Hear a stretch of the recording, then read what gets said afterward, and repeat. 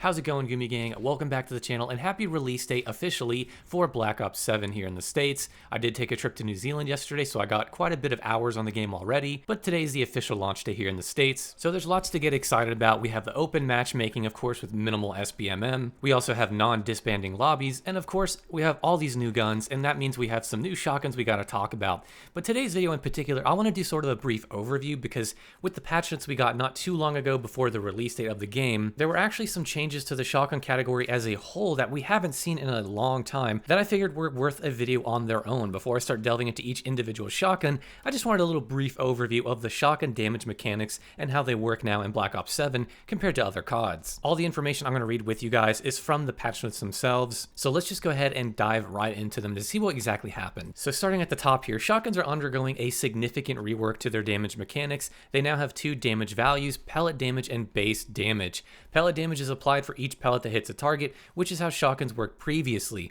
The base damage is applied once per shot that hits an enemy, regardless of how many pellets hit. Having these two separate damage values gives us more control over the consistency of shotguns across the ranges. It enables us to establish a damage floor using the base damage and keep pellet damage lower to prevent extreme spikes. I could read the rest, but you kind of get the gist. So essentially what's happening is we're reverting. We're going back to a mechanic that we had in previous CODs, most notably Black Ops 3. I believe that was the first one maybe that had it. I could be wrong there. It definitely had it. But also I believe Black Ops 4 and Cold War also had this system as well. So what this essentially means in a practical sense is that no matter what range you are, whether it's up close, in their face, personal distance, or you're like 30 meters away from someone, as long as you get a hit on them, a hit marker, you're dealing a flat damage across the board that does not take into account pellet damage. So you deal your flat damage as long as you get a hit, and then after that the game checks how many pellets hit this person, and then it adds that per pellet damage on top of that. So we'll take an example like the M10 Breacher here. Basically its base damage up close and personal is 60. No matter what in this range, as long as you get a hit, 60 damage is immediately applied to the gun.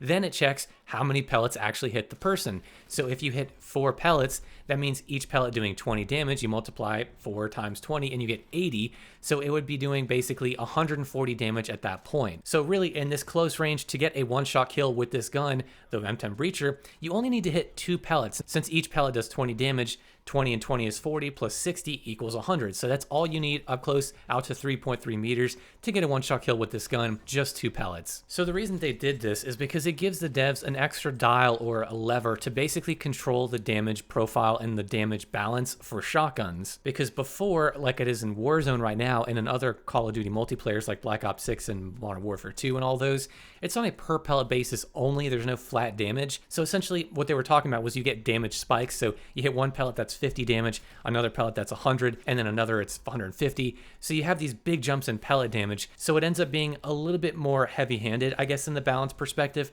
There's nothing necessarily wrong with that. It's just how it was done. And one of the reasons they did that is for minimizing frustrations for victims, as they said in the patch notes we just read. So this way, if a shotgun's performing a little too well, they can maybe dial back the base damage for that shotgun in that particular range, and then they still have to hit maybe like 5 pellets rather than just 4. It just makes it to where there's a little bit more nuance in their ability to actually balance the shotguns. So that's cool to see, but in a practical sense also, how does that transition to in-game? Now, if you're like me, I thought for the most part it would probably be a net positive, and I do think it is a positive overall, but it really just depends for that particular shotgun. That base damage and the pellet damage, of course, that's really what it comes down to. Because for me personally, it sounded great on paper, but when I was using the M10 Breacher, it definitely felt like it was much weaker than how it was compared to the beta. So that's a little disappointing. It isn't bad necessarily. I'm not saying it's a bad shotgun by any means. It's still really fun. It's still a great shotgun, but it's not even close to where it was. And you'll notice immediately when you use it, you're probably going to get a little bit more hit markers than usual